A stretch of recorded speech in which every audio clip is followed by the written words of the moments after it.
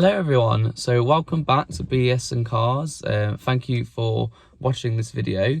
I know it's been a while since I've done a video, a very long time actually, just over 2 years.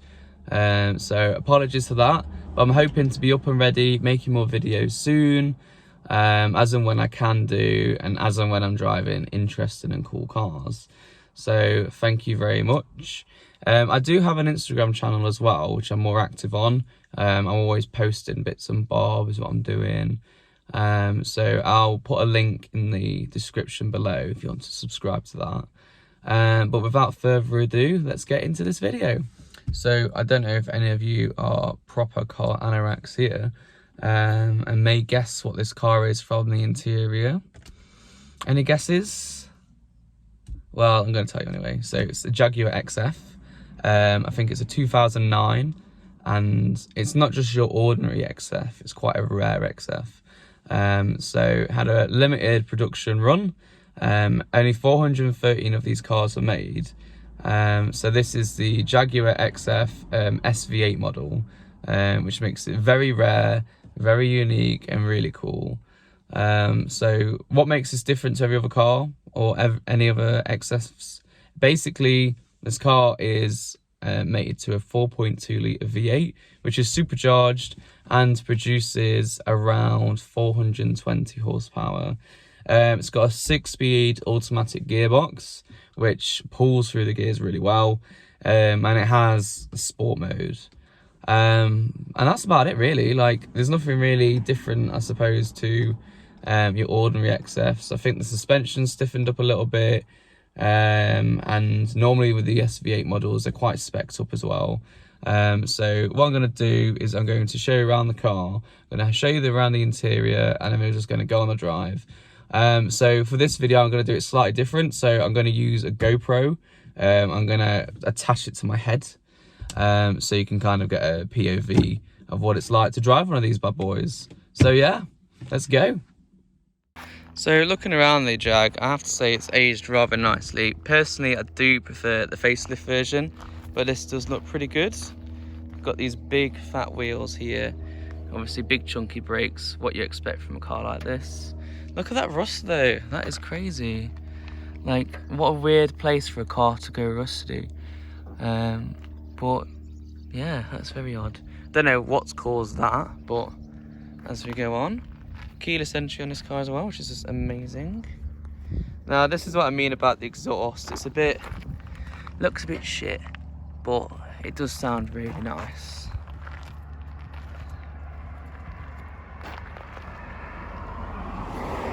I have just parked it on the side of the road, so I do apologise if there's any wind noise, but I do really enjoy walking around this car. So it has like the keyless entry system as well, which is really good. I've been finding that very handy recently, and on a car, you know, of this age, it's like, I'm quite surprised it has it. I know some cars did, but yeah. The exterior though, it's very plain. There's nothing really crazy going on. You've got that chrome that wraps around the side there that looks really nice. But apart from that, it's just like a standard XF. The only thing that really stands out are those exhausts. I don't even think that's for a good reason. So this is the interior of the XF, as you can see. So we've got a really nice wrapped leather steering wheel. Inside, I do quite like this wood. I actually have no idea if it is real or not. Unfortunately on this car, it's starting to delaminate a little bit here, as you can see, which is a bit of a shame.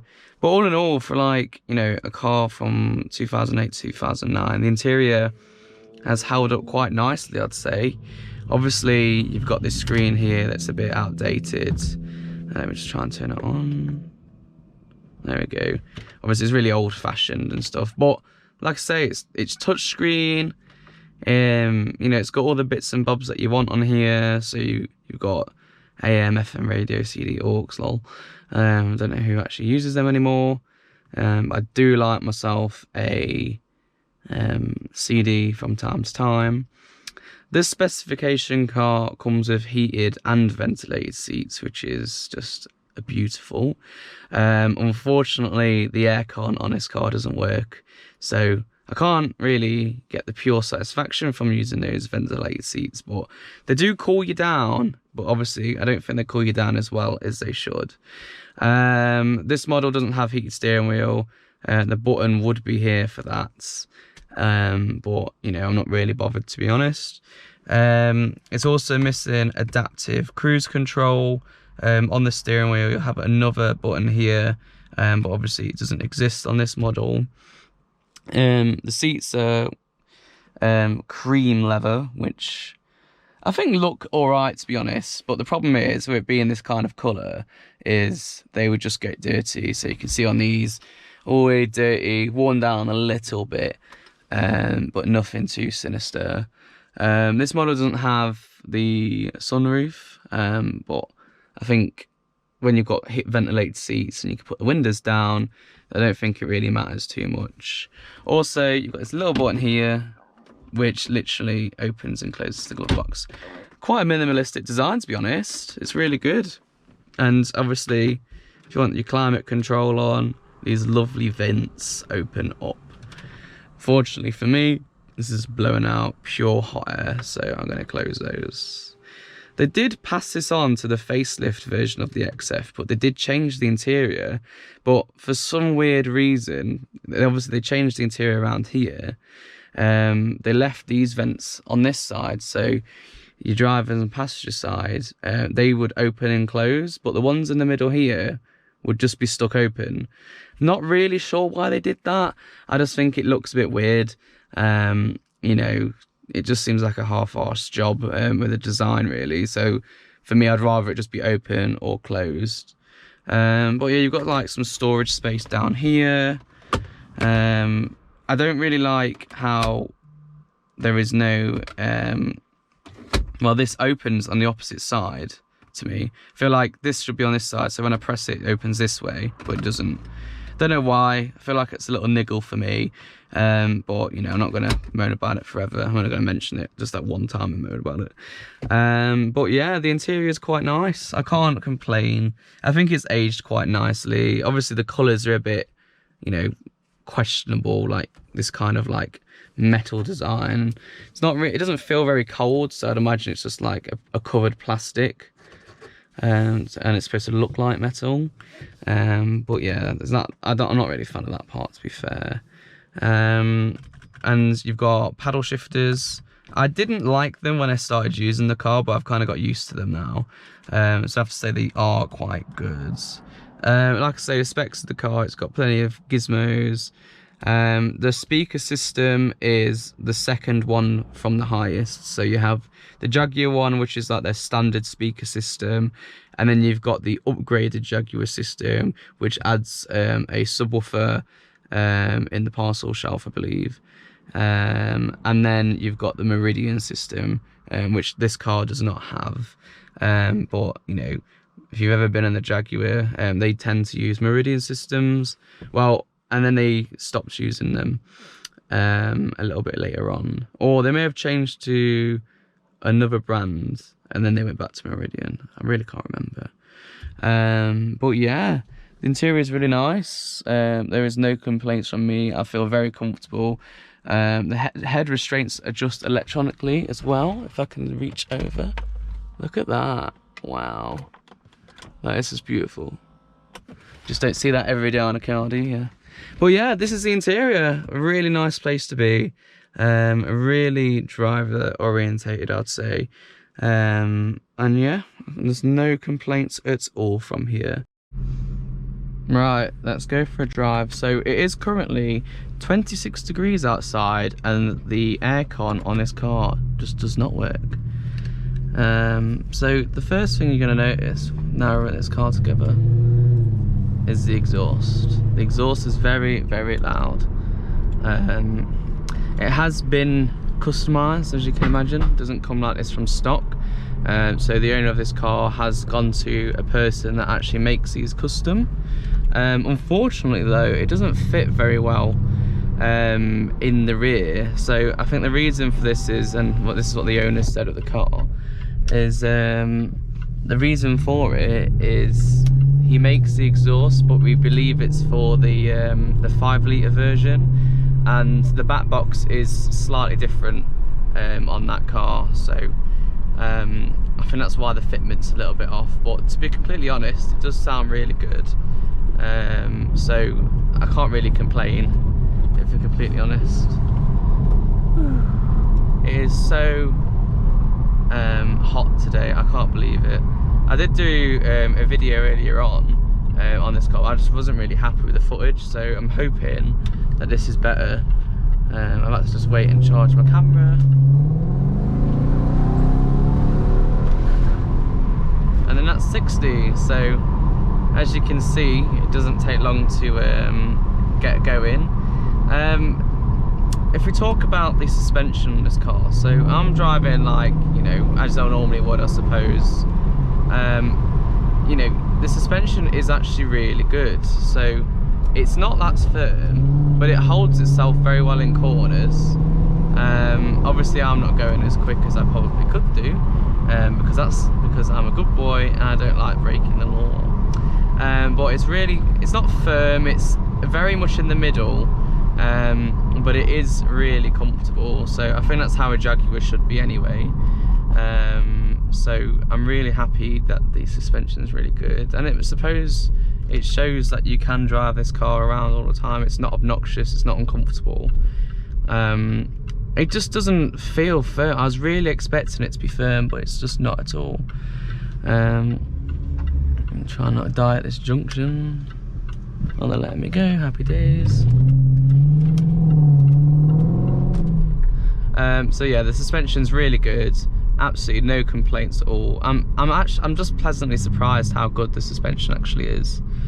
So I've got a cyclist in front of this electric, whatever it is. Don't know what that is at all.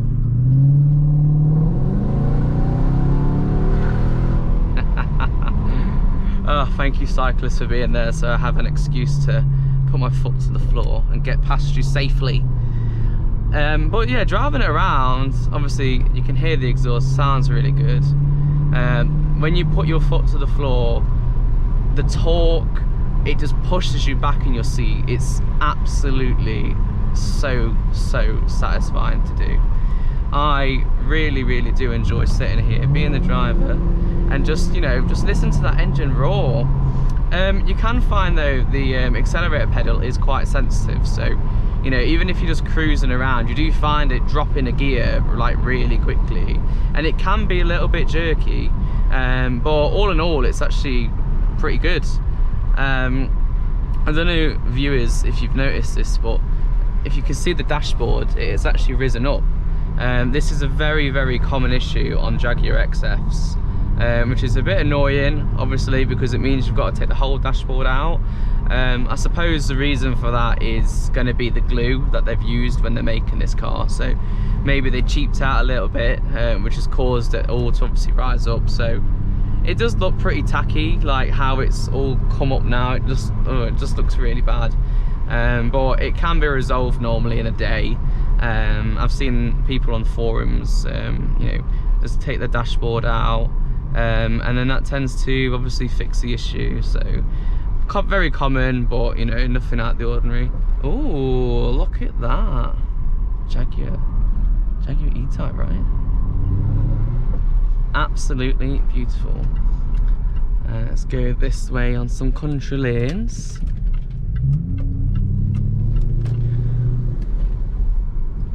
So the engine in this car is a 4.2 litre supercharged V8 engine, and it's mated to this 6-speed automatic gearbox, and I have to say it really does a good job there as well.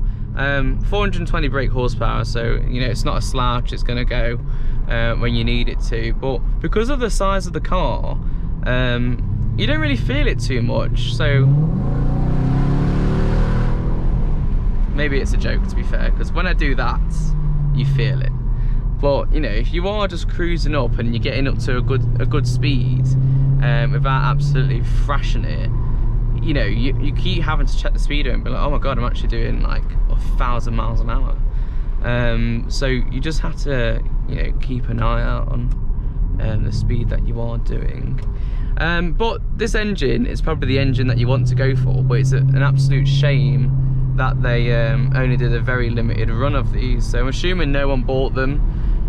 You know, I think at the time we were going through a recession, so I think the last car someone would want is a 4.2 litre V8 when everything else is going to shit.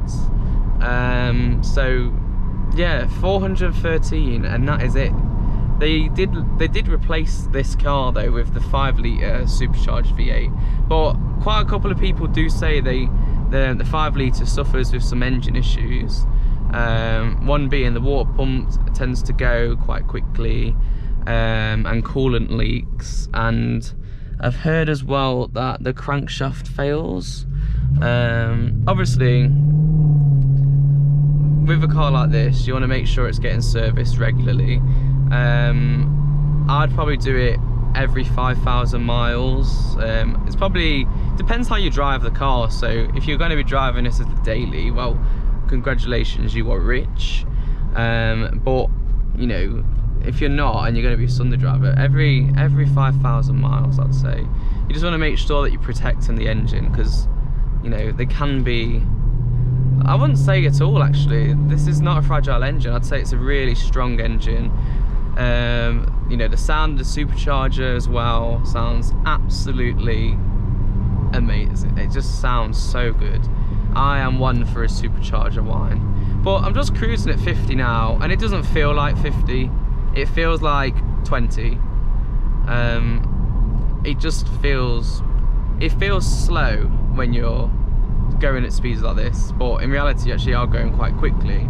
But like I say, when you accelerate, that's when you notice it the most, and that's when it pulls. But yeah, so I'd say that this engine's the one to go for if you are looking for one. Try and get the 4.2 rather than the 5 litre. They are both strong engines. You know, a lot of people say Jags aren't reliable, blah blah blah, but then what is? You know, M5s had very similar issues where their engines just, you know, shit themselves, and they're really expensive to fix. You know, so you know, every car has their issues, but I think this one's come off quite lightly. The only issues that you tend to get is nothing relating to the engine, it's just relating to the electrical gremlins of this car. So obviously this car is a bit old now. You know, when I've been driving this car, I've had a few lights come up on the dash, mainly being the tyre pressure monitoring system. So the light will come on and it'll go off, and it'll come on and it'll go off.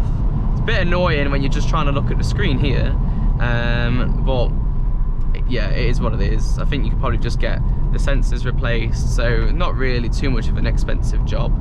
I know the previous owner did have, sorry, the current owner did have some issues with the lights. They tend to just turn on as and when they wanted to, but he fixed that issue by, let's put it into sport. He fixed that issue by removing the lights and then cleaning the contacts.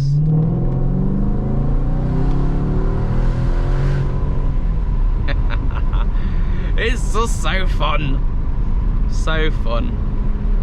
And I just, you know, the stereotype these cars get, you know, that old people have to own them, it's just a joke, because this is so fun. And I personally think that the interior, for the time, looks better than any of, you know, the rivals. Oh, I'm gonna slow down here because I don't want to.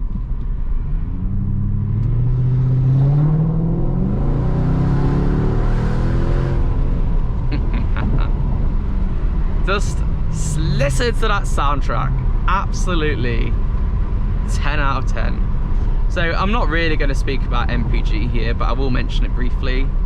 Yeah, it's bad. It is. And that's okay, because if you buy this car because you think it's going to be, you know, fuel efficient, you are deluded. It will not get probably any more than 30 mpg. I've been averaging about 19 with my driving, which isn't too bad. I put 20 pounds in.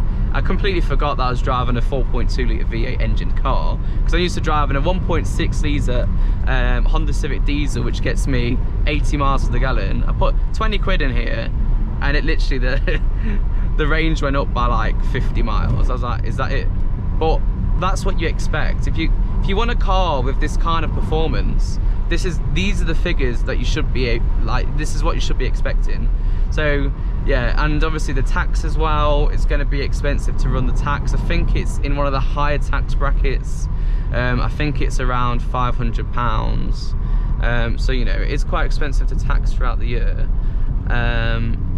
But driving this car has been absolute bliss. I love you know, driving it, and like, you know, driving it calm. I like driving it aggressively. You know, it gives you both, and it does both very, very well.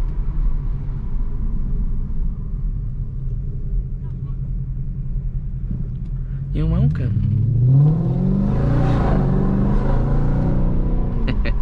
It's quite funny when I'm driving this car around, the amount of looks I get.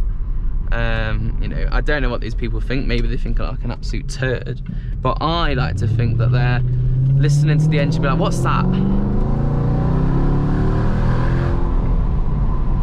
There we go, check tyre pressure. But there's nothing wrong with the tyre pressure, it just comes on and off, on and off. But I think I've covered everything in this video. I really hope that you've enjoyed the point of vision, or point of view, shall I say, look around. I hope it looks good. I hope, you know, it's not just showing you the ceiling of the car.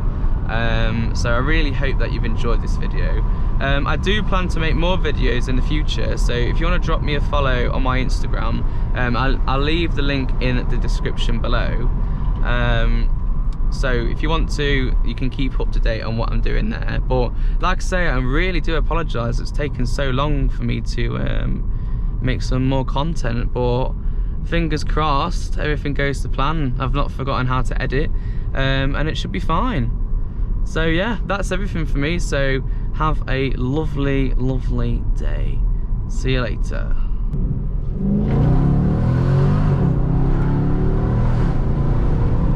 Hopefully I didn't make that guy shit himself. But yes, see you later guys, and have a great day.